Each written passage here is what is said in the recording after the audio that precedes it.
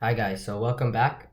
Today we'll be looking at with the recent stock price drop, whether this will be a good time to buy the Baba stock. So over the last 3 months, this stock has been down 30%, coming down from close to $310 to $222. Also, if you do enjoy this, consider subscribing and onto the video. So what has recently happened to the stock? So, as already mentioned, the stock was trading higher, close to $317 a few months ago, more to do with like mid October. And basically, what happened is Ant Group, which is one of Baba's investments or holdings, they own 33% of the share there, had its IPO cancelled, and it was set to be the world's largest IPO ever. And because of this, the stock price initially dropped down from 317 to close to $300. And then ever since then, the Chinese government has increased its regulation on the tech industry. You might have heard that yesterday, the stock was down 15%, like $36. And basically, I believe that because of this, it has created an entry price for a lot of investors who are looking at this stock can now jump in. And the Chinese government especially hit this Alibaba company because they were worried that this stock has too much of a monopoly, especially with its increased holding in Ant Group as well. So the stock price is down over the last 3 months, and there has also been increased tension between China, where this company operates, and US, where this company is listed. And because of this, there's also been certain threats to do with delisting as well, especially with one of the bills that Trump signed a few months ago, which says that if the Chinese companies don't come in order with the US regulations in the next 3 years, that the companies have chance of delisting.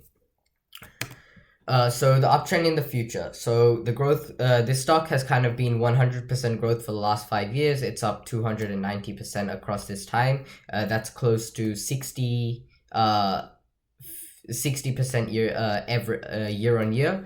It hit a new high of $317 a few months back, especially in the build up to its the Ant Group IPO, which since then has been cancelled. It beat its Q3 earnings, and their revenue increased times two since what it was last year on Singles Day, which is a shopping event in China, which went from close to $35 billion being spent last year, which led to revenue for the company to close to $71 billion this year. So the revenue is up 30% year on year compared to last year.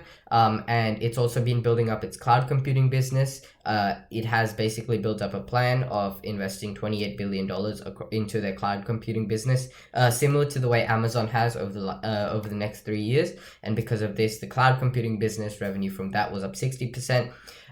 50 out of the 55 analysts that have reviewed this stock has recommended as a buy or a strong buy, with 1 sell and 4 holds.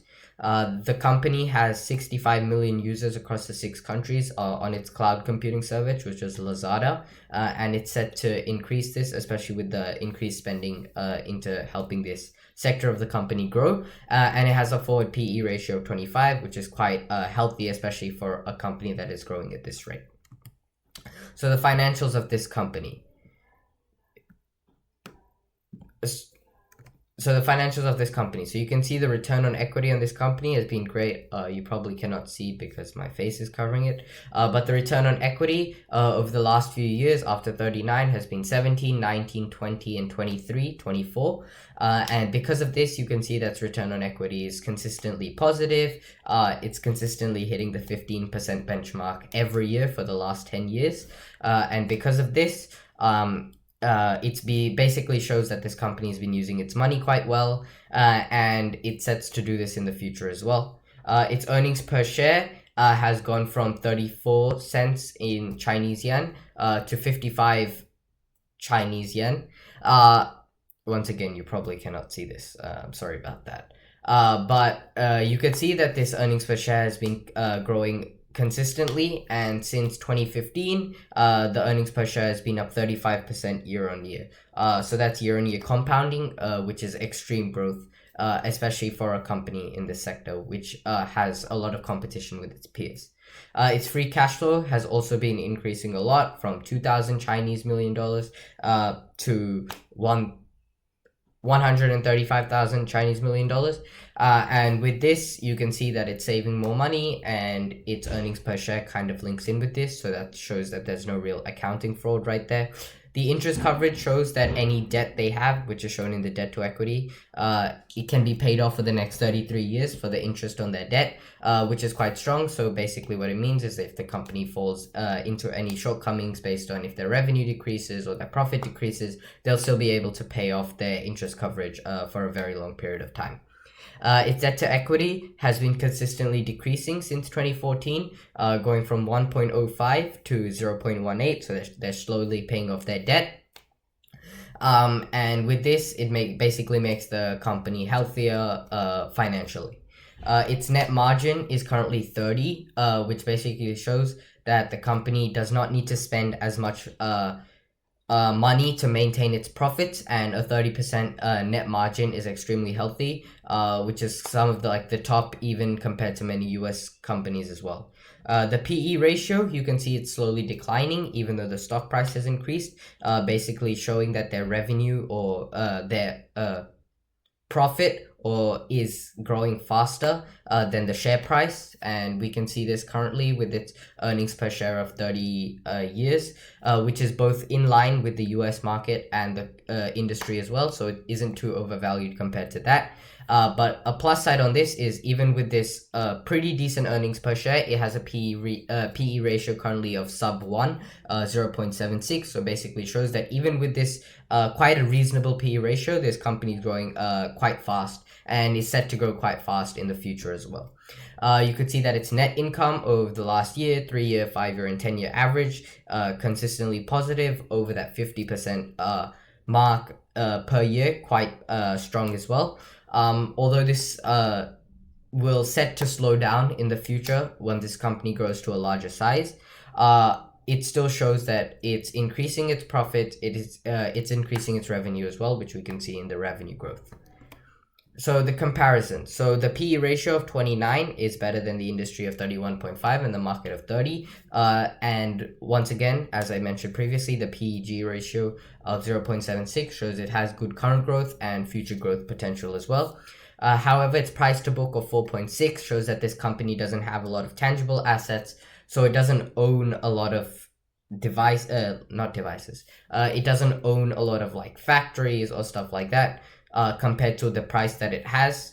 But its earnings growth of 21% next year is excellent, which grows alongside the industry and it beats the market. And its revenue growth of 19.4% is solid as well. It beats both the industry and the market. It has a future return on equity of 18.5%, shows excellent use of cash, and its earnings are up 27.1% year on year for the last 5 years. It has a great balance sheet where the assets are comfortably larger than the liabilities as well.